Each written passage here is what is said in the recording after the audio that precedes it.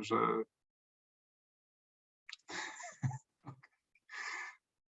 ja już następnym razem przejmę dowodzenie i pana Michała już zwolnimy z tego, żeby był i tutaj włączał czy wpuszczał was, myślę, że po prostu bez poczekalni, więc ponieważ znowu jest sytuacja nagrania, więc jeszcze raz dzień dobry, na uważność i współczucie w kryzysie, jak zadbać o siebie i innych.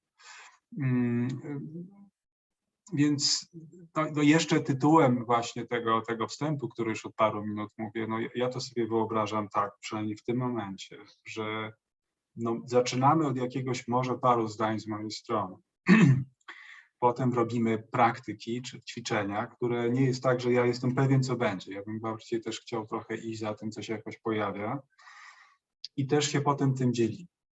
Zwyczajowo, tak jak to trenujemy uważność, dzielimy się swoim bieżącym doświadczeniem związanym z ćwiczeniami.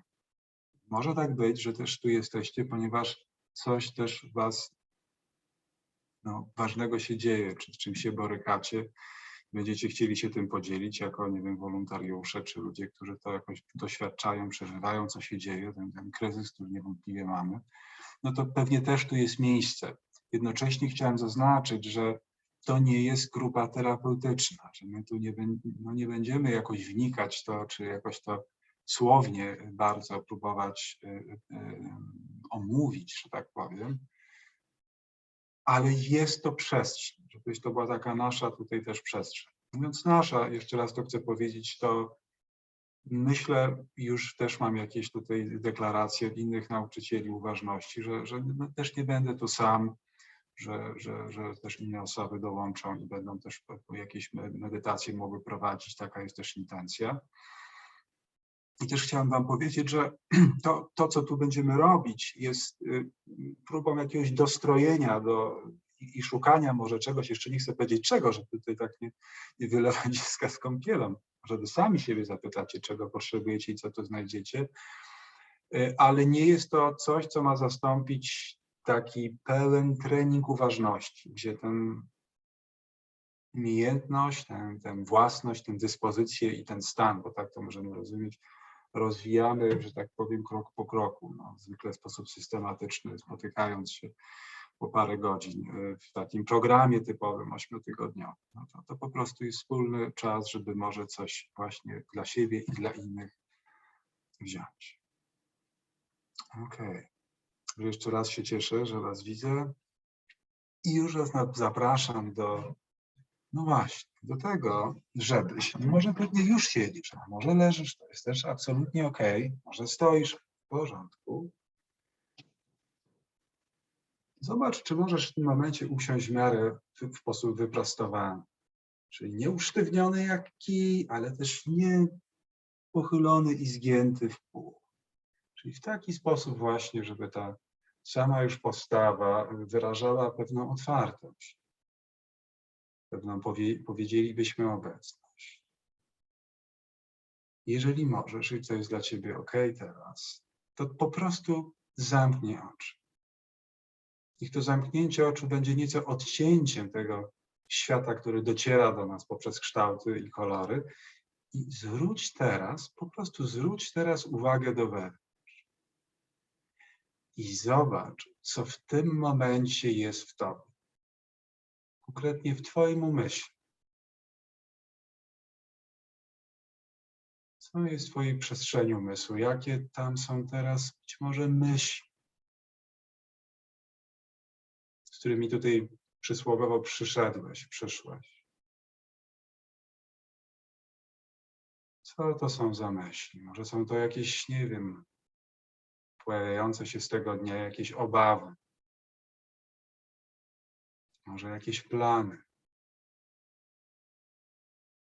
może jakieś myśli o tym, co ja tu właściwie robię. Najlepiej jak możesz teraz po prostu uświadom sobie, tak jakbyś zapaliła światło, co jest teraz w twoim umyśle jako obrazy albo myśli. Najlepiej jak możesz po prostu pozwól je sobie zaobserwować, a może nawet nazwać, ale nic z nimi nie rób. Nie próbuj ich odganiać, ani tłumić. Niech będą takie, jakie są. Może właśnie myślałaś o przeszłości, o tym, że już kiedyś robiłaś takie ćwiczenia, albo o tym, co się stało wczoraj, dziś, kiedyś. Cokolwiek to jest, uświadom sobie teraz właśnie poruszenia umysłu. Może tak jak oświetlasz umysł, wydaje się, że nic nie ma, ale uświadom sobie tę myśl, że nic nie ma. To też jest myśl. Zobacz teraz też, z czym siedzisz, czym tu się dzisiaj pojawiłeś. Może jakieś emocje, uczucia. Jeśli możesz, po prostu zauważ je, otwórz się na nie, pozwól je sobie doznawać teraz. Może jest jakiś smutek w tobie, może jakiś niepokój, a może przeciwnie, jakieś podekscytowanie, ciekawość. Cokolwiek to jest, zobacz, czy możesz to nazwać, czy możesz to zauważyć, uświadomić sobie, po czym pozwolić, aby to teraz było. Nawet jeśli to jest uczucie, które jakoś cię porusza, które powiedzielibyśmy jest jakimś wyzwaniem. Zobacz, na ile możesz w tym momencie uświadomić je sobie i zauważyć, czy towarzyszą temu też właśnie jakieś myśli, aktywność myślowa. Wreszcie zobacz, co jest w twoich doznaniach w ciele. Po prostu przyciągnij świadomość do ciała. I zobacz, co w nim teraz jest. Co odczuwasz teraz? Jest środek tygodnia, właściwie wieczór. I zaobserwować z taką nieco otwartością, a może i nawet czułością, co jest teraz w twoich doznaniach. Może jakieś, zwróć uwagę w szczególności na jakieś odczucia dyskomfortu, napięcia. Najlepiej jak możesz, pozwól im teraz być. Nie ma powodu i potrzeby jakoś próbować ich naprawiać czy zmienić. Po prostu uświadom sobie.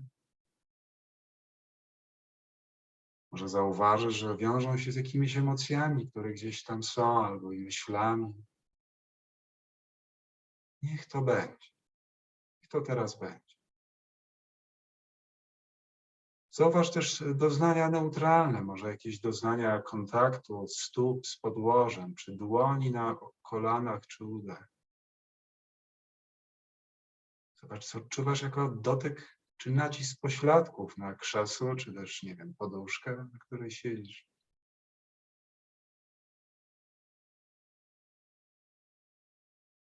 Teraz przyciągnij świadomość bardziej do zawężonego miejsca w twoim ciele.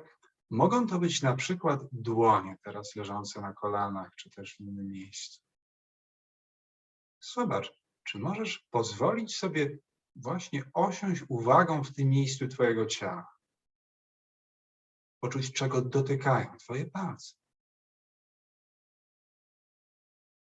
Jaka jest temperatura albo faktura, suchość, wilgotność, ciężar.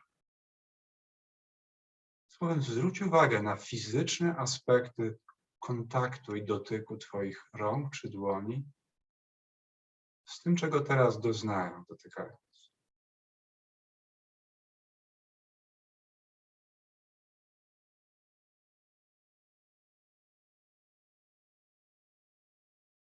Zauważ teraz również oddech.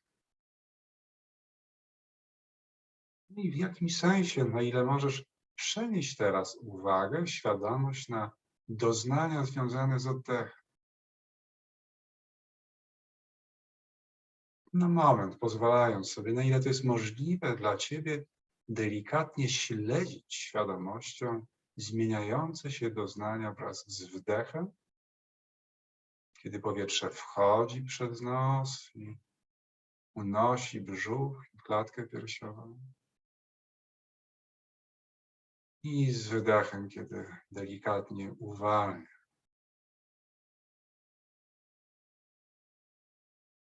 Może być to dla ciebie nowe i gdyby umysł skakał, co z pewnością robi, to pamiętaj, że to jest naturalne dla niego. Po prostu wędruje, biega, zastanawia się, łapie coś. Jeżeli możesz, to jeszcze przez moment utrzymaj świadomość na doznaniach oddechu, na przykład w brzuchu. Tam, gdzie być może najwyraźniej teraz to odczuwasz. Pozwalając sobie właśnie opaść delikatnie świadomością na te doznania, na ile możesz. Świadomić się i może teraz rozszerzyć z powrotem na całość twojego doświadczenia. Czyli może na to, co się pojawia w umyśle, co jakoś jest obecne, choćby nawet subtelnie gdzieś w tle, jako jakiś rodzaj myślenia, obaw, zmartwień, nie wiem, innych zjawisk, emocji, doznań. To jak odczuwasz swoje ciało. To jak odczuwasz twój oddech. Ile to możliwe, bądź obecną i otwartą z tym doświadczeniem, bez starania się czegokolwiek zmienić. Cała tutaj, w cudzysłowie, praca jest w tym, by być świadomym właśnie tego, co teraz w tobie jest, tej przestrzennej, takiej przyjmującej, otwartej, ale też życzliwej świadomości. Obejmującej być może wszelkie troski, jakieś dolegliwości, jakieś poruszenia umysłu w tą czy w tamtą. Jeszcze przez moment. Kiedy za moment zaproszę cię do otwarcia oczu, daj sobie na to czas właśnie, żeby to zrobić. Być może spróbuj nazwać 3 przedmioty, na które padnie twój wzrok, tak żeby zakorzenić się znowu w widzeniu. I uświadom sobie to, że właśnie jesteś teraz na tym spotkaniu. Na spotkaniu osób, które jakoś w takiej dobrej woli dla siebie i innych chcą praktykować, rozwijać uważność i współczucie. No, otwórz oczy.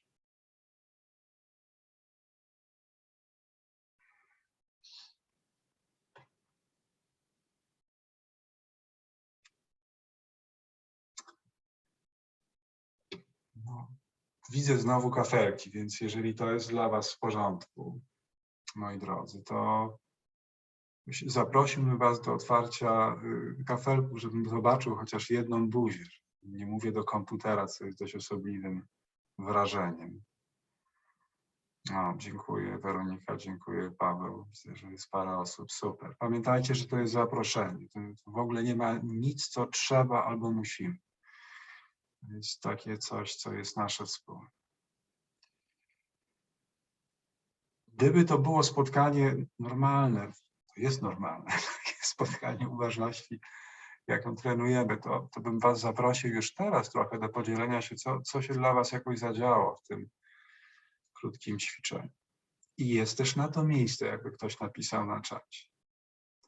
Ale pomyślałem, że to ćwiczenie, które miało troszkę na celu to, żebyśmy zobaczyli po prostu, z czym tu siedzimy dzisiaj, teraz, co w nas jest, trochę też się tym zaopiekowali, też takie elementy tutaj dodałem. Ale żebyśmy sobie uświadomili może, z czym tu jesteśmy. Zakładam, że duża część z nas jest tutaj, chociaż może nie teraz, może mój głos jest uspokajający i już jest to trochę inaczej, ale może nie. Ale gdzieś jest trochę z tym tumultem i zgiełkiem, z tym słowem stresem, tym jakimś podskórnym trochę napięciem, tą niepewnością i tymi różnymi rzeczami, które możemy ująć tym słowem kryzys, nie wiem, tak jak tutaj to jakoś nazwałem, czy krótko mówiąc, ta trudna sytuacja, w której się znaleźliśmy, no właściwie każdy z nas osobna i wszyscy jako grupa społeczna, znaczy nawet nie tylko ograniczona tutaj do nas, jakby nawet w Polsce, to jest coś, co się nam wszystkim udziela.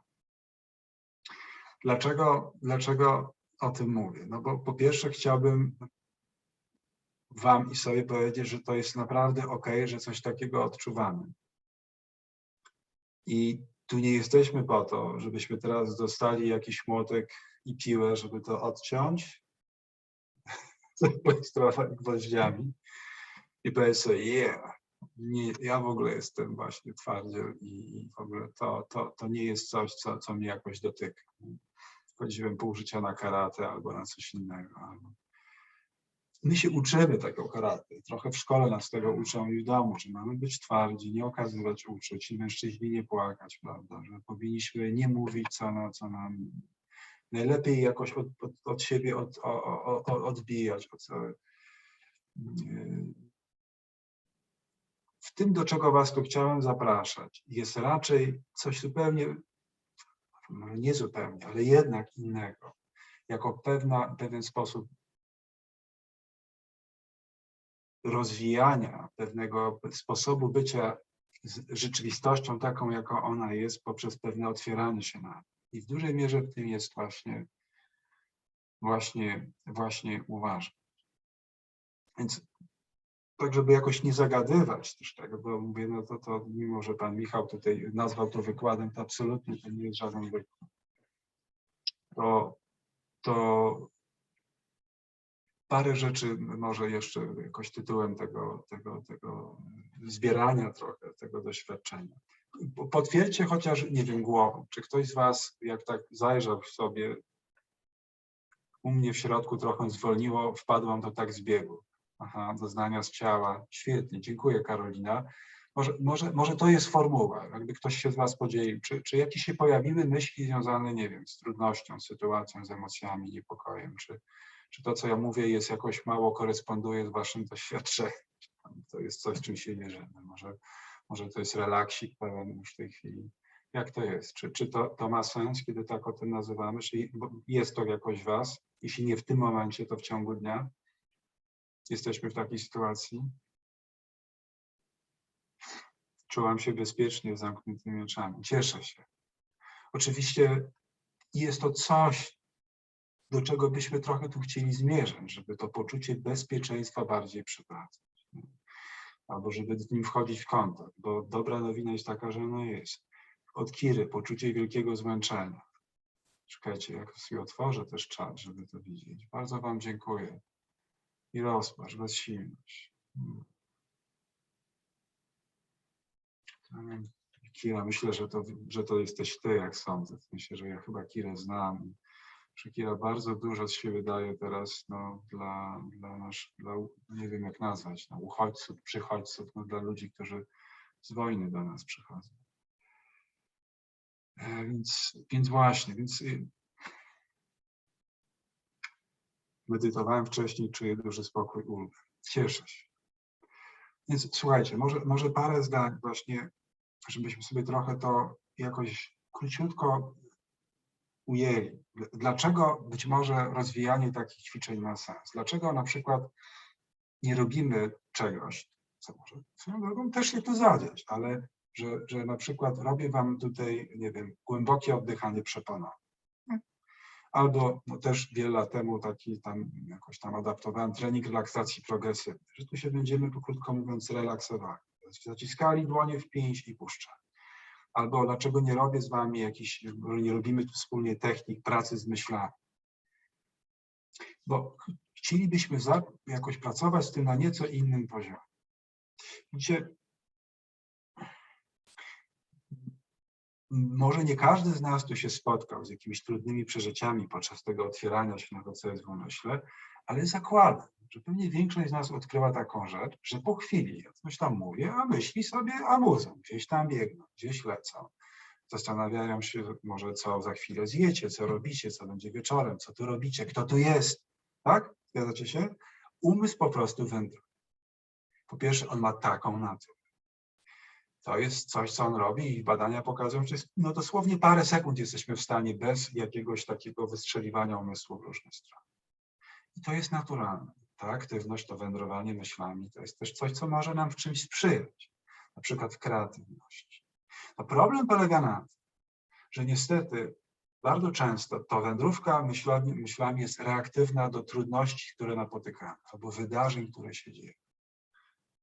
I jeżeli coś, jakaś informacja wywoła w nas jakieś odczucie wewnętrzne, powiązane na przykład z niepokojem, jakieś doznania z ciała, czy z poczuciem bezsilności, jest spora szansa, że na tym się zatrzyma nasz umysł i zacznie to roztrząsać. Zacznie generować obawianie się. Będziemy się zacząć martwić, jak to wpłynie na mnie, a co jeżeli tu wejdą, co jeśli będzie wojna, słyszę to ciągle od ludzi, od wolontariuszy, też od pacjentów, co jeśli, prawda, zaczynamy myślowo próbować to jakoś roztrząsać, radzić sobie z tym.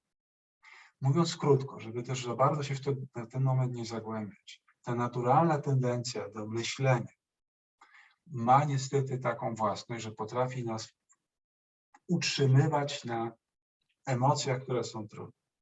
Czyli gdybyśmy nauczyli się doświadczać emocji bezpośrednio, ale nie reagować na nią myśląc o tym, bo starając się oddzielić, nie chcieć tego doświadczać, być może ona by minęła szybko, ta emocja. Ale jeżeli, a tak się zwykle dzieje, jakoś jesteśmy złapani przez emocje i myśli z nią związane, to one nas, słuchajcie, mogą daleko bardzo zabierać ze sobą. Zabierać w jakiś pociąg, w którym lądujemy już, nie wiem, samotni, głodni, nie wiem, w rozbitych rodzinach. I teraz, dlaczego o tym mówię? Bo uważność jest w dużej mierze wokół budowania takiej zdolności do wracania do tego, co doświadczam, zaznaczam, nie myślę, ale doświadczam w tym momencie. Doświadczam poprzez doznania, poprzez te wrota 5, może więcej, zmysłów, które mam w tym momencie.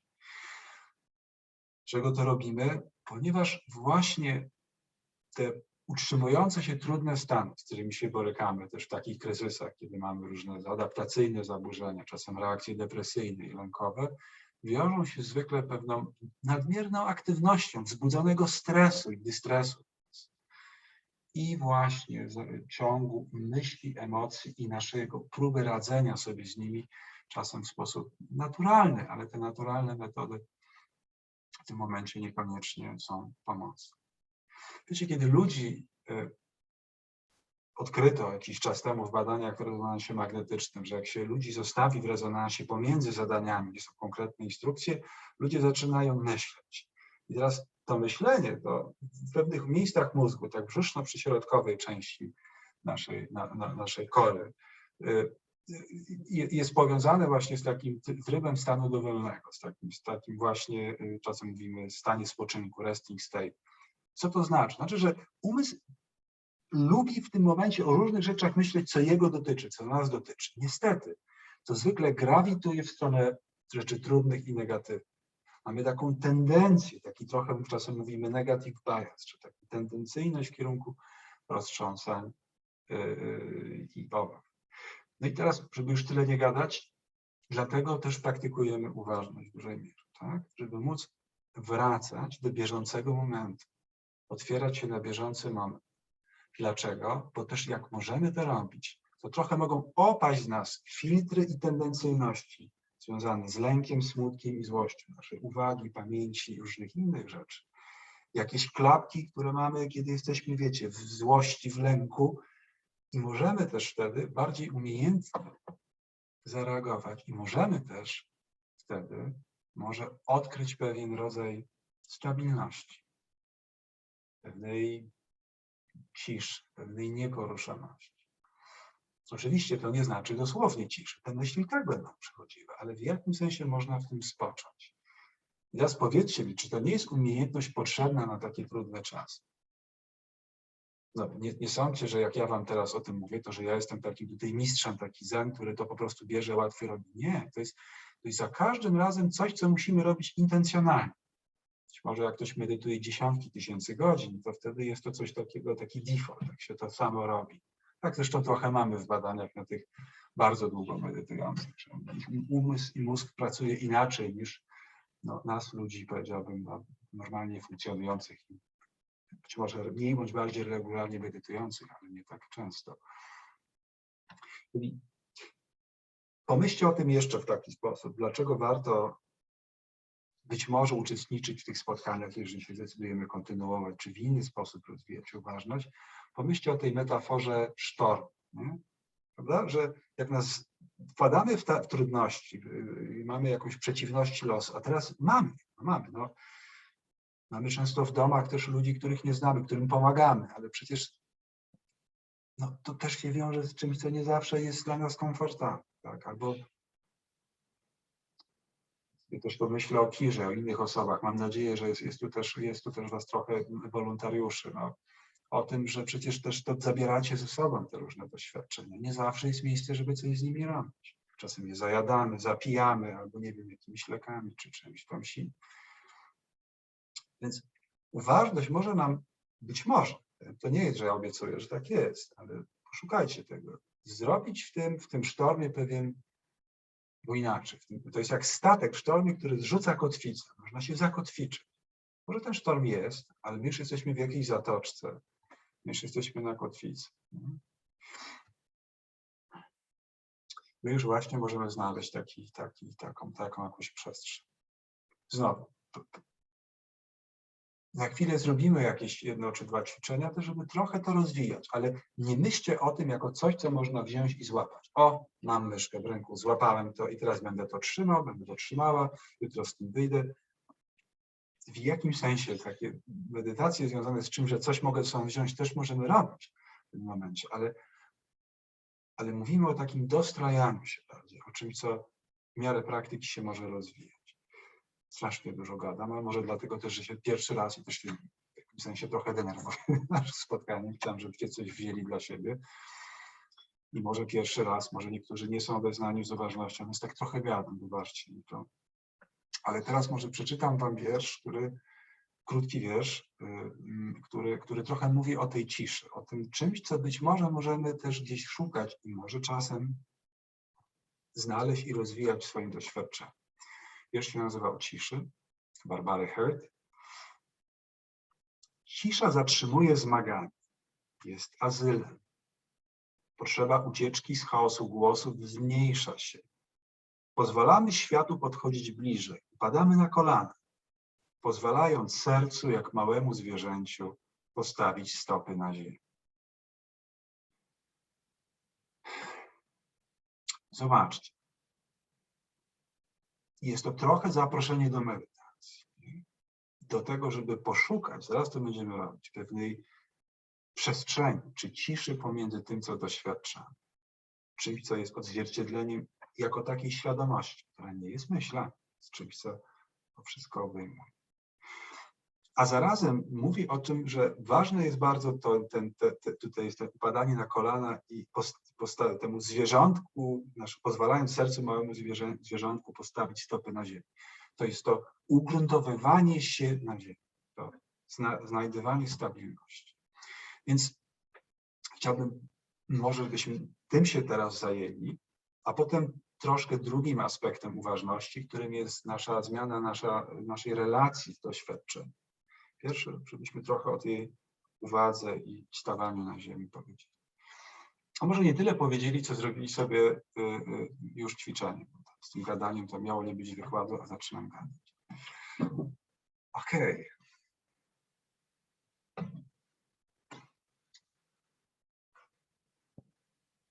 Dobra, to jeżeli to jest dla was okej teraz, to zamknijcie oczy albo pozwólcie, żeby wzrok był miękki, gdzieś tam miejscowiony, gdzieś pół metra, czy po prostu parędziesiąt centymetrów przed tobą na ziemi. Ale lepiej zamknij oczy teraz i po prostu otwórz się na dźwięki, które w tym momencie wpadają do twoich uszu, czyli na krajobraz dźwięku. Tak po prostu zauważ, że jesteśmy otoczeni dźwiękami, odgłosami, szmerami.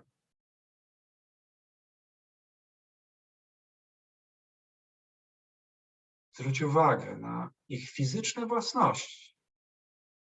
Głośność, ton, melodię, rytm.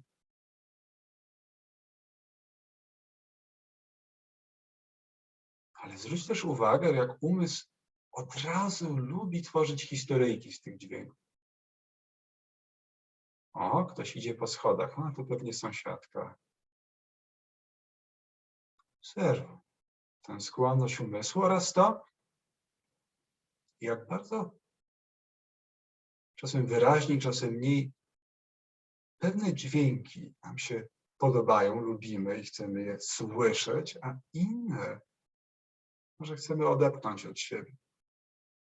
Nie słyszeć, które odczuwamy jako nieprzyjemne, albo wreszcie neutralne, które ignorujemy. Pozwól sobie teraz zanurzyć się po prostu w dźwiękach, trochę jak w takiej kąpieli.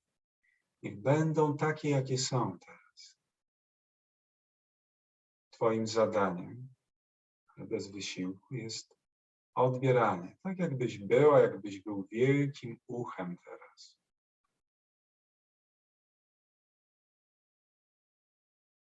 Które właśnie w tym momencie odbiera jakiś dźwięk, pozwalając mu jednocześnie znikać. Zwróć uwagę na ten aspekt, że każdy dźwięk ma swój początek, swoje brzmienie i swój koniec.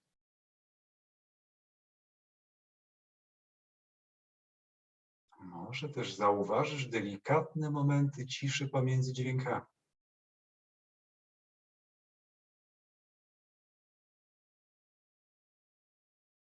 Pozwól sobie po prostu teraz być słuchem.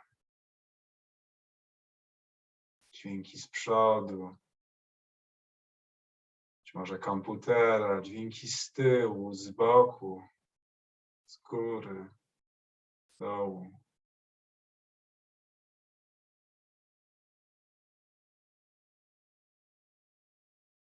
Być może nawet dźwięki, które wydaje twoje własne ciało.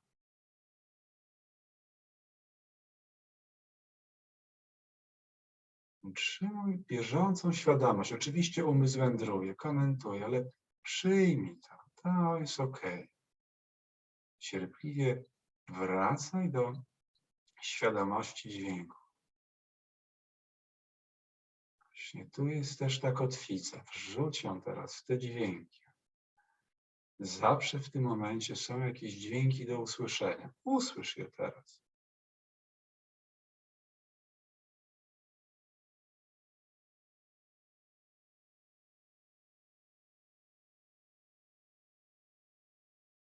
A przenieś teraz świadomość z powrotem na dłonie i na palce i ponownie poczuj, co odczuwasz pod swoimi dłońmi teraz.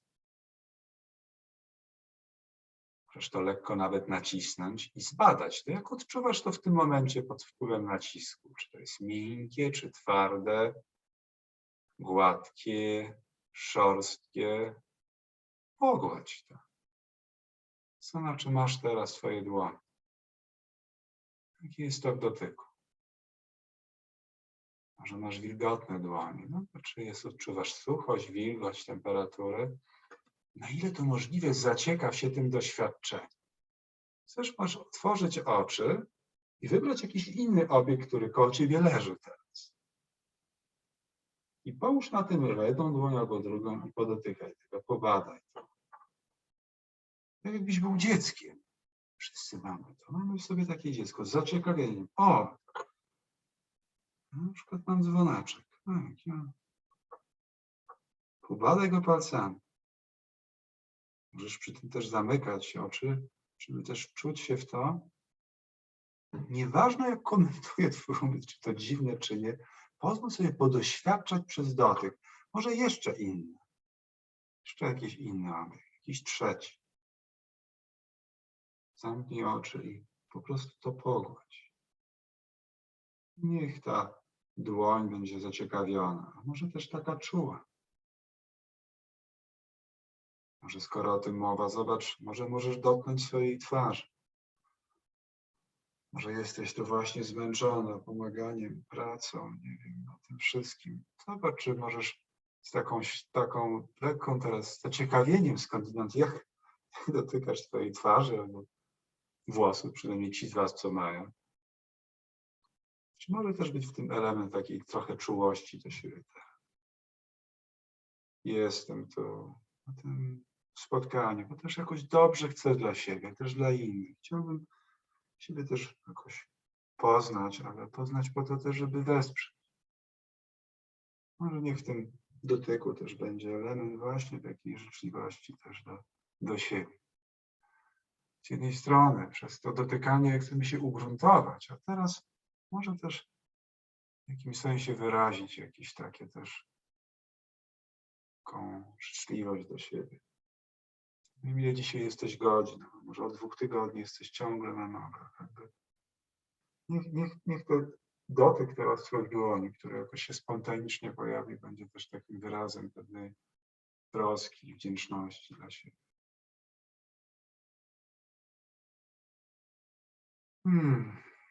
Czym jak będziesz gotowa, otwórz oczy.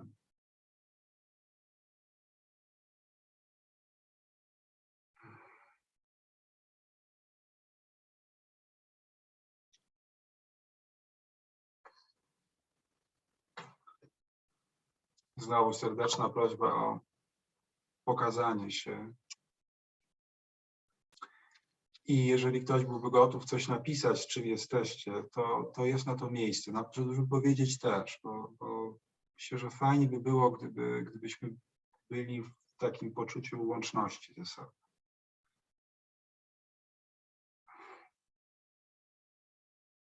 Już takie otwarte pytanie bywa problematyczne, co tu mówić.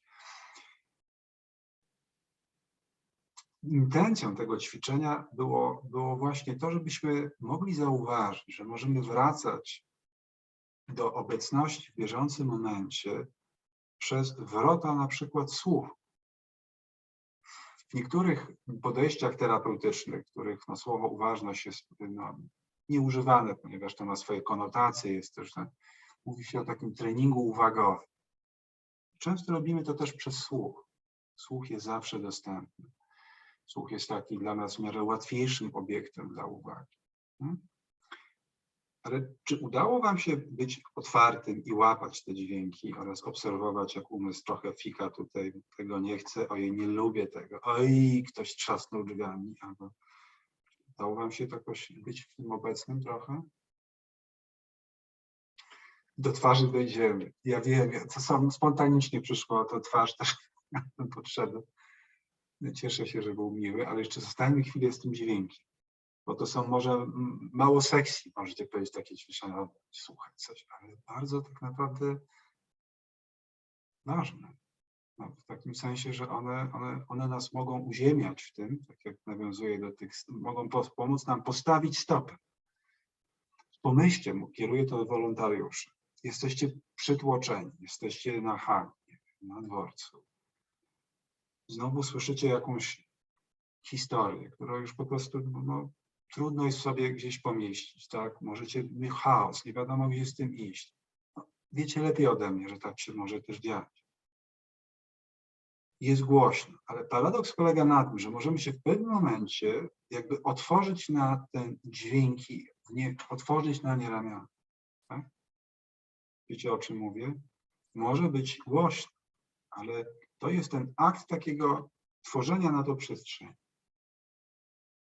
Joanna napisała, wspaniale było słyszeć dźwięki z tyłu i z różnych przestrzeni.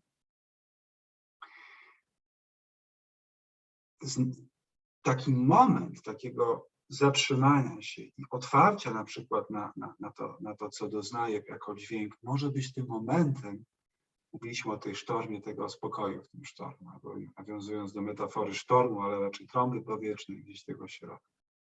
Oczywiście tak, być nie musi. Czasem w tych dźwiękach znowu nas coś złapie, na przykład jakiś dźwięk bardzo trudny i gdzieś będziemy porwani. Dlatego też zachęcam do tego ćwiczenia, jedziecie, nie wiem, do pracy, jutro do szkoły, czy w tramwaju. Może nie trzeba koniecznie mieć nos w komórce, może można podoświadczać dźwięk. Kasia napisała, nie zdawałem sobie sprawy z tylu dźwięków i niektóre mnie złoszczą. Bardzo potrzebuję ciszy. Później poczułam wdzięczność do siebie za to, co robię. Super. Bardzo się cieszę. Ta wdzięczność jest czymś tutaj ogromny. No, ja mam ogromną wdzięczność i do ciebie, i do nas wszystkich. No, też nie wiem, czy macie to samo uczucie, co ja, że jakoś tak, no kurczę, no naprawdę tyle serca, na każdy na ile może.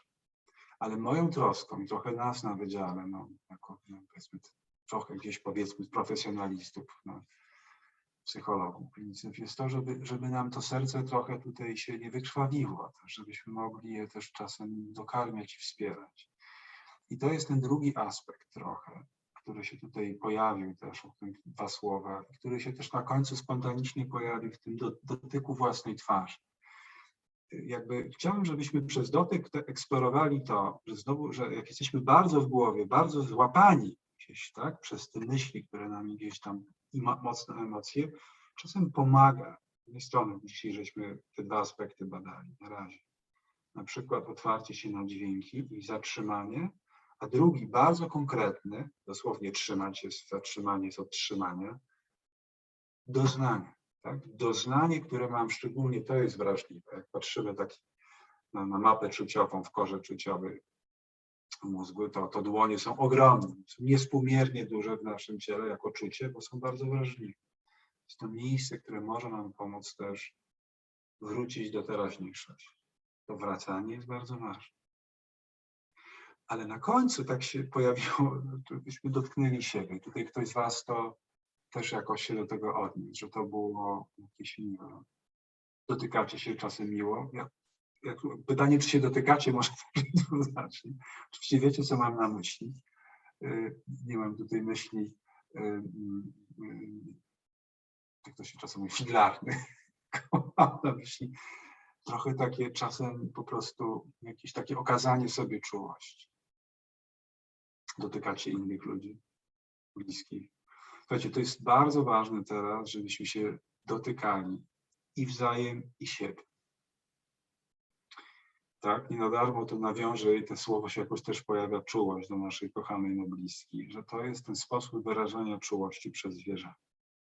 Innym razem może trochę o tym więcej opowiem, o tym czymś, co jest trochę przeciwwagą dla tej adrenaliny, tego raszu i tych systemu też lęku w naszym mózgu i ciele, co się właśnie wiąże z byciem też zwierzęciem, troską i dotykiem, ale na ten moment przynajmniej tyle, też to kieruję to do nas na froncie, że to może brzmieć banalnie i głupio, ale żeby się na chwilę zatrzymać, dotknąć i niech w tym dotyku będzie intencja też takiej troski i kojenia.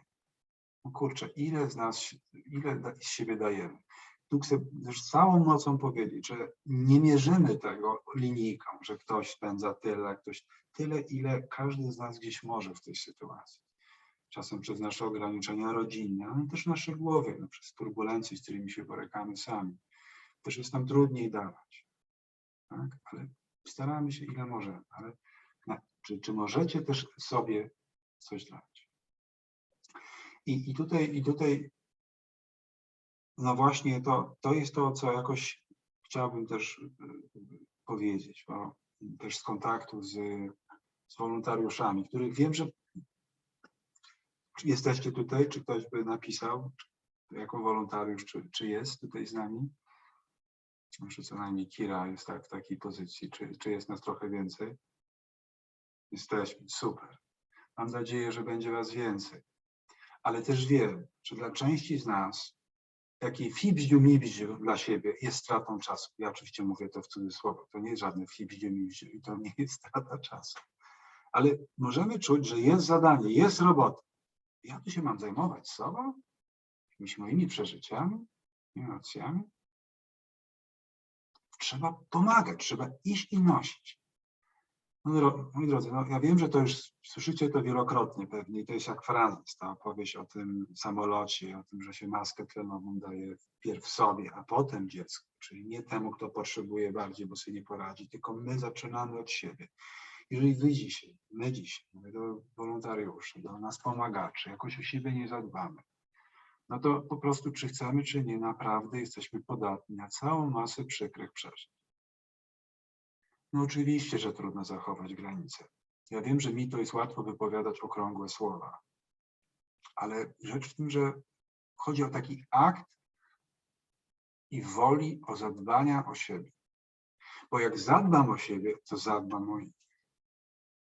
Ja nawet mam na to dowody badawcze z własnych badań. No po prostu tak jest. To jest coś.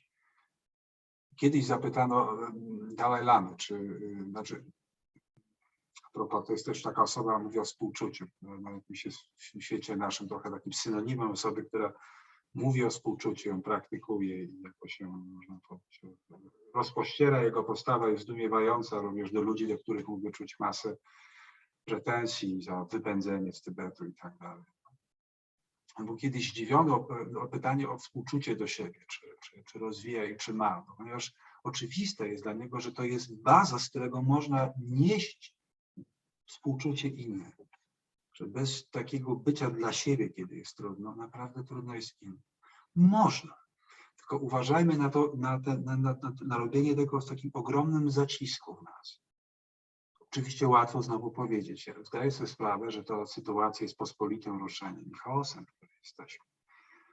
I że trudno tutaj nie być w takim gdzieś zacisku. Ale chciałbym was, chociaż tyle, żebyście z tego dzisiejszego spotkania wzięli dla siebie, żeby zadbać o to, żeby mieć moment jakiegoś, na ile to możliwe, spokoju, żeby chwilę przyciągnąć świadomość do bieżącego doświadczenia, tak jak to umiesz. Jeszcze na koniec jeszcze zrobimy jedno ćwiczenie, jedną taką starą praktykę medytacyjną z tym wskazówką, gdzie można też tą uwagę kierować w takiej krótkiej wersji. Żeby na chwilę móc pozwolić sobie poszukać tej pewnej stopy, tak jak w tym wierszu na ziemi, pewnego takiego ugruntowania, a zarazem, żeby ta stopa miała w sobie coś z tej czułości i tej takiej jakiejś troski o siebie. Tak? Czyli to, co dzisiaj, żeby nie za dużo naraz, to, co szczególnie jakoś się pojawiło spontanicznie z tą dłonią, niech tu zostańmy, jest to bardzo naturalne dla ssaków, że my wyrażamy troskę przez dotykanie. Możemy też sobie.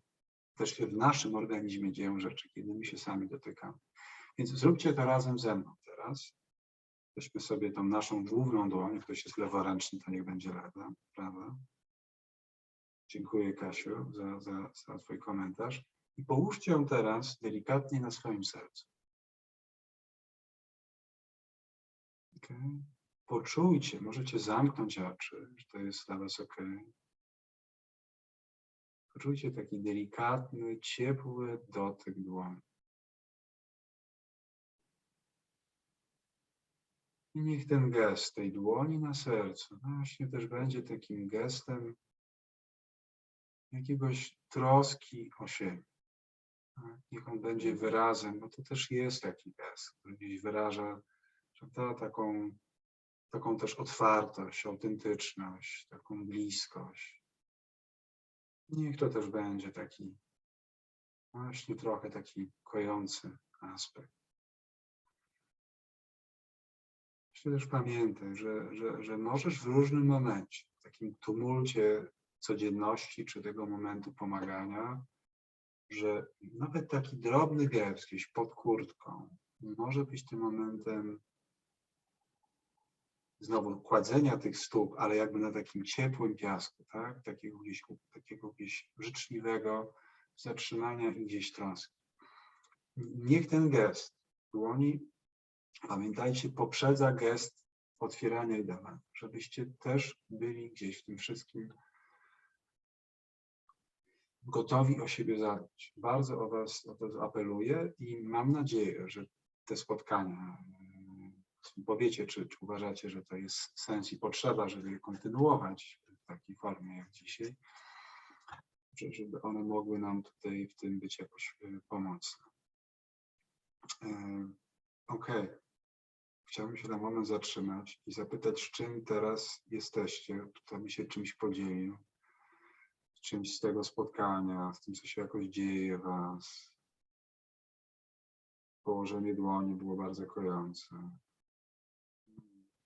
Może ktoś coś powie, spróbuje też. Coś, być może o tym, co się jakoś też w ciągu tego naszego spotkania zadziało, ale może też coś innego, co jakoś pojawia się. No nie zamykajmy tego. Jak to jest dla nas?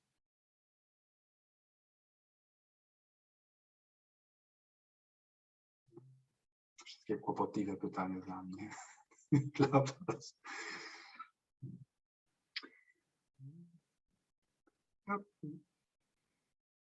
Zapraszam. Ja zdaję sobie sprawę też jakiegoś takiego wyzwania, jakim jest mówienie do dużej ilości osób, jeszcze tam jest jakieś nagrywanie w tle, więc jakby to znowu okej, czy to jest, ale może jakby siłą wspólnych praktyk uważności jest zwykle grupa, co się w niej dzieje. Może tak. Marzena, jeżeli jesteś, nie wiem czy przypadkiem, czy nie, ale odblokowana z mikrofonem.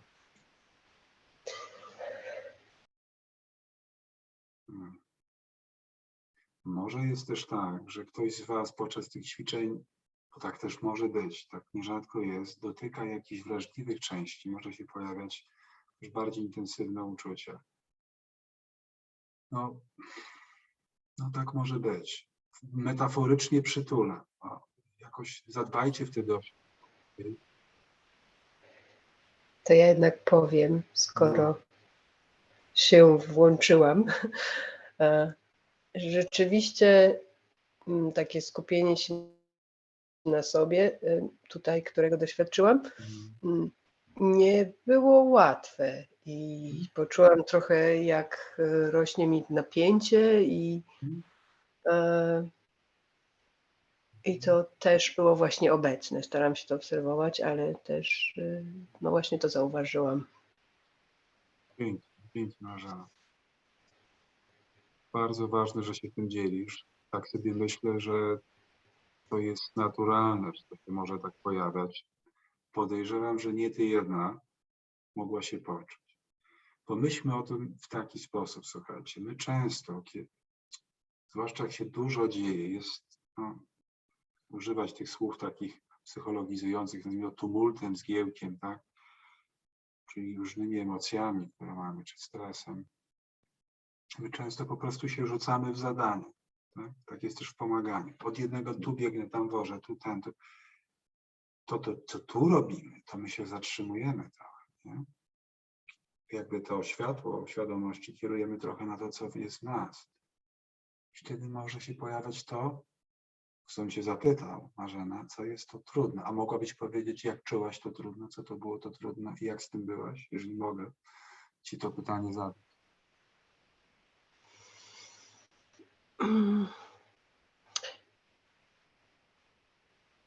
Tak, chyba w całej tej sytuacji, w takim skupieniu na sobie, tak jakby dotykam trochę bardziej tego, co na co dzień jednak odsuwam od siebie i jednocześnie starając się skupić na tym, co... Przepraszam, jestem spóźniona, więc nie wiem, czy mówimy sobie na ty, czy pan. Tego nie powiedziałem. No bardzo was proszę, mówmy na ty. Tak. Dobrze, to jednak różne doświadczenia, które zbierałam z ostatnich dni, trudne, jakby zaczęły też się pojawiać i trochę pojawiło mi się z tego powodu napięcia w głowie, więc no, trudno mi się było skupić na sobie wtedy w całości, tak. Jasne. Tak pomyślałem, że na to my tutaj trochę w to skaczemy. W takim treningu uważności myśmy to robili później, ale przede wszystkim chciałem ciebie czy was zachęcić do tego, żeby jak się coś takiego pojawia, o czym mówi Marzena, ta trudność, to żeby na dzisiaj poszukać tego miejsca w ciele, które jest trochę bardziej neutralne, jeśli chodzi o doznanie. Można zapytać, gdzie czuła najbardziej ten, właściwie nie mógłbym, tylko zapytam, powiedz jeszcze, Marzena, jeżeli mogę, no, to jest gdzie czułaś najbardziej ten trud, jeśli chodzi o twoje doświadczenie? Tak. Bardzo wyraźnie najpierw oczy, a potem kark, głowa, tak. Tyle mam nazbierane obrazów i odczuć ostatnio, że rzeczywiście najbardziej poczułam właśnie wręcz taki napięcie w oczach i w głowie, tak.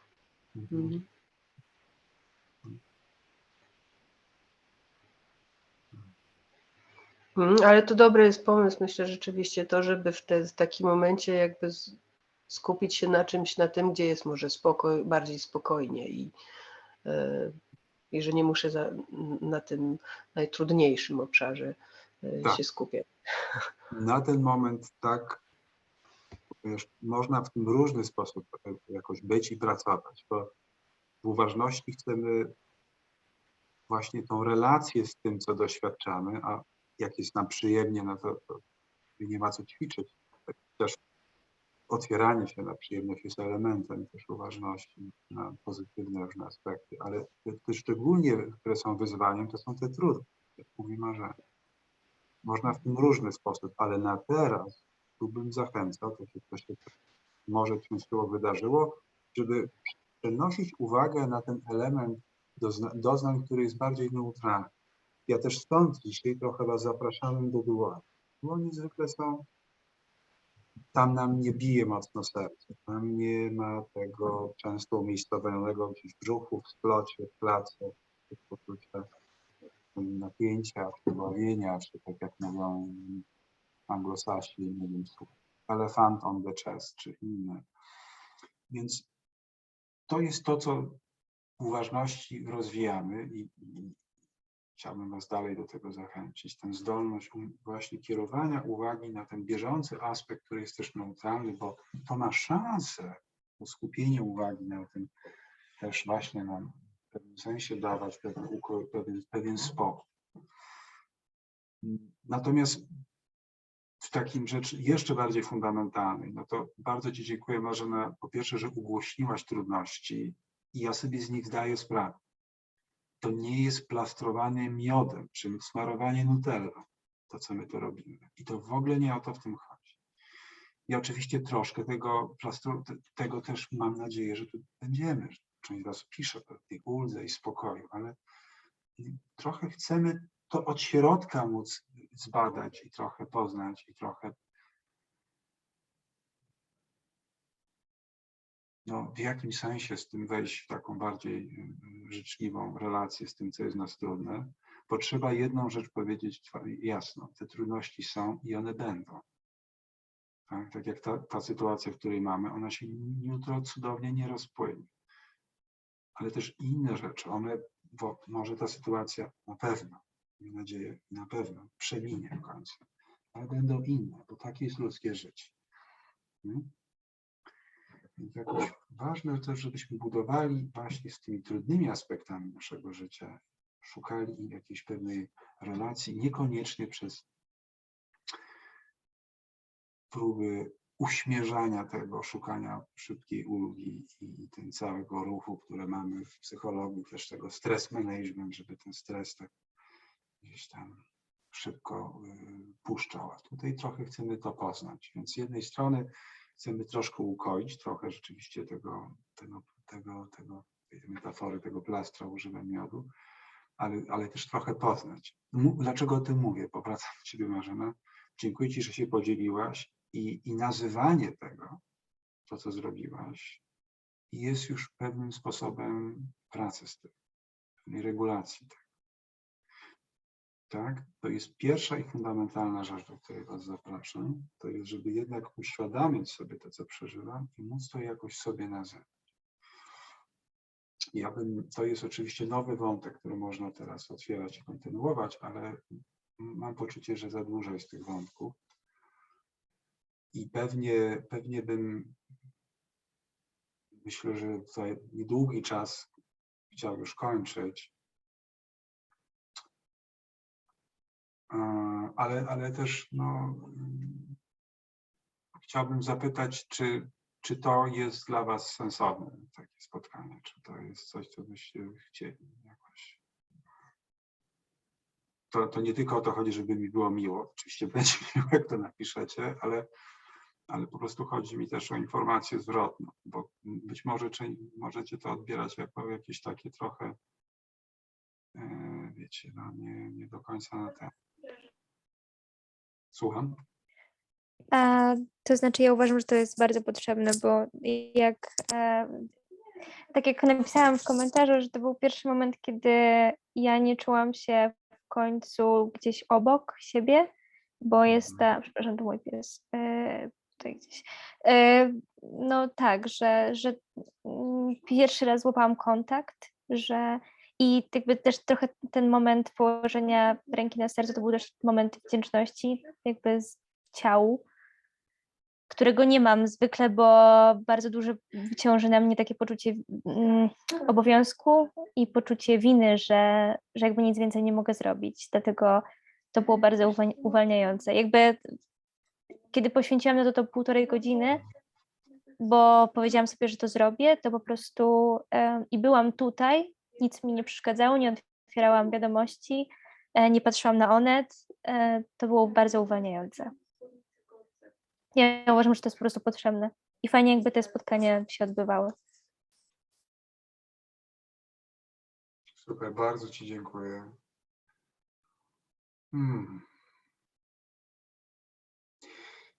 Też to, co powiedziałaś tam, też tyle było różnych ważnych rzeczy. Weronika, i mówię do was wszystkich tutaj, zobaczcie, jak ważne jest to, zadbajcie o to, żeby mieć naprawdę codziennie takie godzinę czy 1,5. No, przynajmniej rozważcie to. Ja rozumiem ten tryb działania i bardzo dobrze rozumiem twoje poczucie winy, bo ja też mam ogromne, że powinno więcej.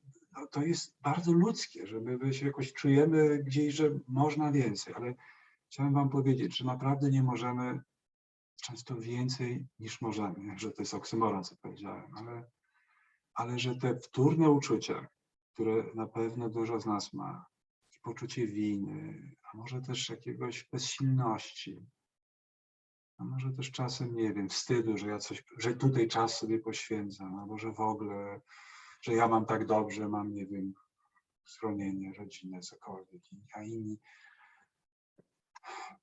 że to jest coś bardzo, bardzo ludzkiego i zarazem, żebyśmy mieli też trochę do tego serca i tej dłoni.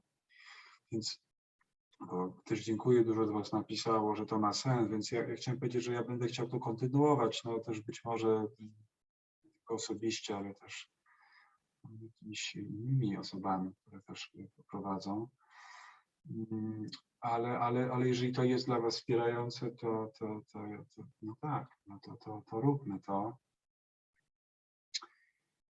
Więc poświęćmy jeszcze, przynajmniej ci z nas, którzy jeszcze mogą chwilę na takie końcowe, wspólne jakieś bycie w medytacji ze sobą. Okay.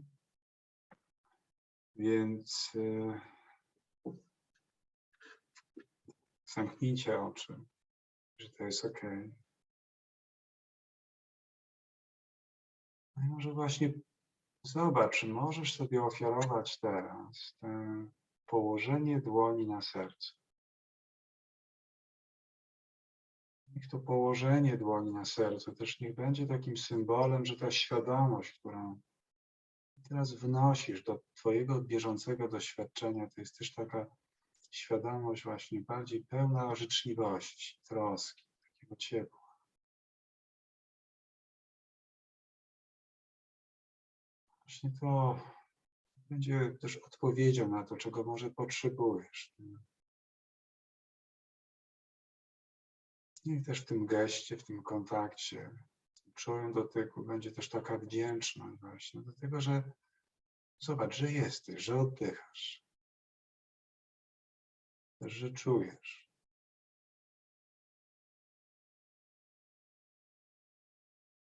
Mając, jeżeli masz na to chęć i wolę, dalej tą dłoń na okolicy serca, przenieś świadomość, a raczej odkryj ponownie kontakt ze swoim oddechem, jeżeli to jest dla ciebie teraz w miarę komfortowe. Oddech cały czas jest obecny, on cały czas płynie. Możesz, do czego cię teraz zachęcam, właśnie wziąć może celowo nieco parę pogłębionych wdechów i wydechów. Niech to będzie też taki moment, w którym możesz wraz z wydechem puścić trochę z ramion i barków troskę. To jest możliwe. Trochę puścić tego powietrza, tego napięcia, jednocześnie nie starając się tego jakoś bardzo osiągnąć. To tak naturalnie. Zachęcam cię może nawet z takim dźwiękiem, który się może mimowolnie wydobyć, takim masz włączoną kamerę, możesz zrobić to w swojej obecności. Niech pojawi się może taki dźwięk.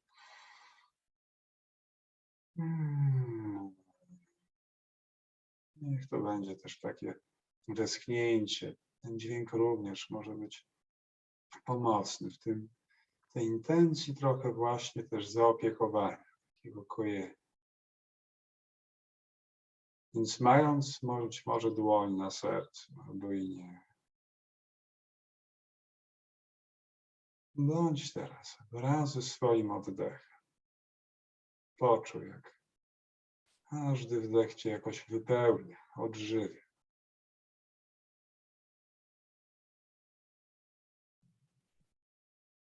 Jak z wydechem puszczasz się właśnie te powietrze, ale może też jakieś napięcie. Niech ten oddech, niech ten czas, ta praktyka teraz nasza wspólna będzie tym momentem właśnie takiego kojenia, napełniania się wraz z oddechem, może taką życzliwością, nawet światłem. Może możesz wyobrazić sobie teraz, że ona wchodzi do twojego ciała.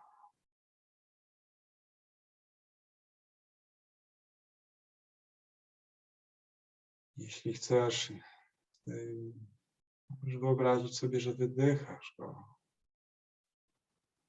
z napięciem, może to już jest w jakimś innym kolorze.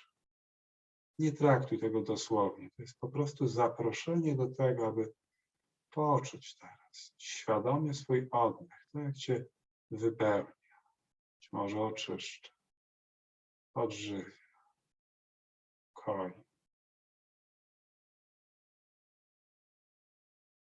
Niech w tym będzie też taki gest wdzięczności. Możesz ponownie poczuć, czy położyć dłoń na sercu.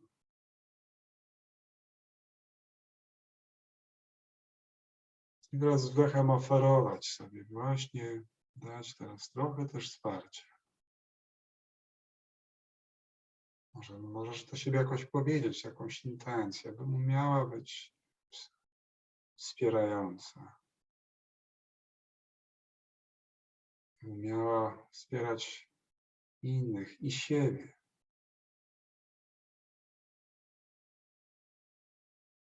By miał być silny.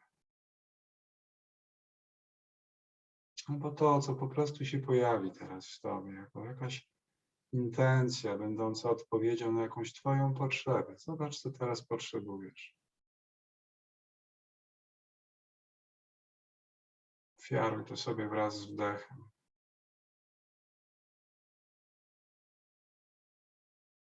Jeżeli chcesz, jeżeli to się pojawi w tobie naturalnie, możesz też ofiarować to z wydechem komuś innemu. Być może wiesz, że ktoś potrzebuje. Ktoś boryka się, jest w jakichś tarapatach, jest mu trudno. Może jest to osoba, którą widziałaś, czy dzisiaj, ostatnio. Możesz do niej to skierować, ale bądź przede wszystkim tutaj dla siebie też dobrą. Zadbaj o to, aby to oddech ciebie odżywił, wdech.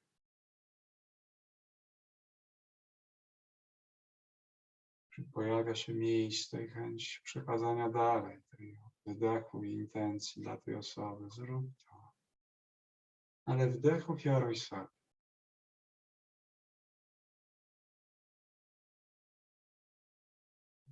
Poczuj, jak wdech wypełnia cię, odżywia, koi. No, z jakimś intencją, może słowem. Jeśli chcesz, to tą intencję tego wspierania,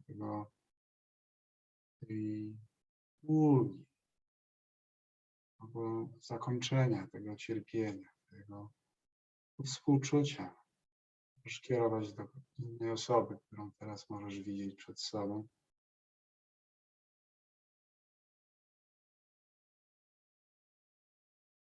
Pozwól sobie teraz też, na ile to możliwe, jakoś poczuć w ogóle też obecność nas tutaj wszystkich, symbolicznie ze sobą teraz, podpiętych razem w tym momencie, gdzieś przez te łącza, ale tak naprawdę będących obecnymi ze sobą. Też innymi, którzy też doświadczają, przeżywają, może są zmęczeni, może mają inne jakieś trudności, emocje.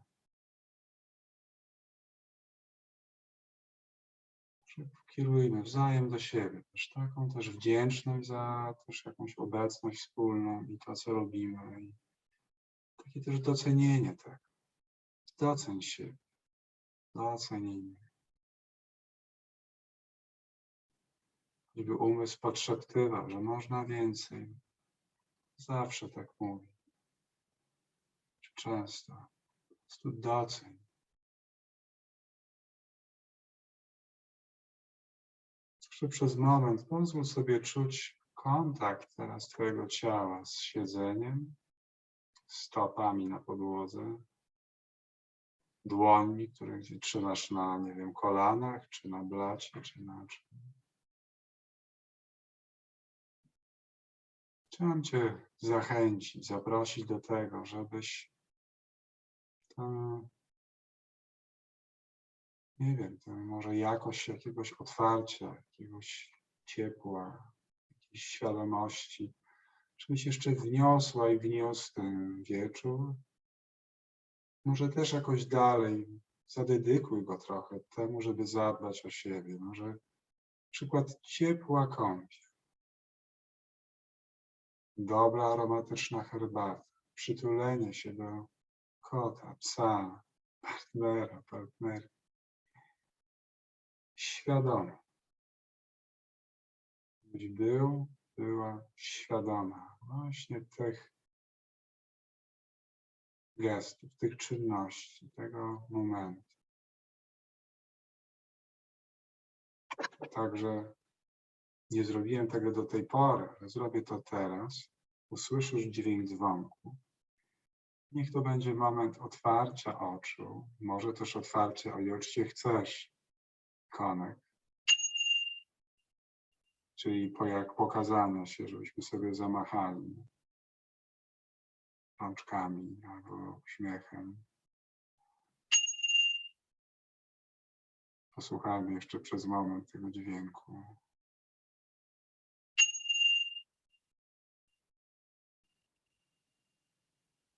Okej. Dziękuję. No, trzymajcie się ciepło. W takim razie będziemy kontynuować nasze spotkania. Nie jestem na 100% pewien, czy środa, bo jest być może poniedziałek, ale będzie na pewno na Facebooku. Myślę, że środę utrzymam, ale no, jest tutaj element jeszcze taki. To wszystko się po prostu dzieje jakoś tak od zera. Bardzo też wam dziękuję za zwroty. Cieszę się, że je też dajecie, bo to nas też odżywia wszystkich po prostu. Także jak ktoś napisał wzruszenie, to się ogromnie cieszę, bo we wzruszeniu jest moc. Jest tam wrota do czegoś ważnego bardzo. I my trochę też potrzebujemy teraz tego wzruszenia, tego poruszenia gdzieś w nas, w sercu, otwierać to serce, mimo że ono się próbuje sobie radzić przez zatrzaskiwanie. Tak naprawdę szukamy balansu między zatrzaskiwaniem a otwieraniem. To jest gdzieś tam wokół tej praktyki ćwiczeń. Strasznie dużo starszych i mądrzejszych od psychologii tych rzeczy razem wziętych. No dobra, słuchajcie, to dobrego wieczoru i do zobaczenia, mam nadzieję, że za tydzień. I słuchajcie, zróbmy tak, bo to jest fajne, że może nawet jak nie chcecie otworzyć guziek, to mikrofon i powiedzmy sobie po prostu no, cześć, do zobaczenia, dziękuję, po prostu powiedzmy sobie coś na pożegnanie. Do zobaczenia, Do cześć. zobaczenia. Trzymajcie się. Do zobaczenia. Cześć, dziękuję wszystkim. Do zobaczenia. Trzymajcie się.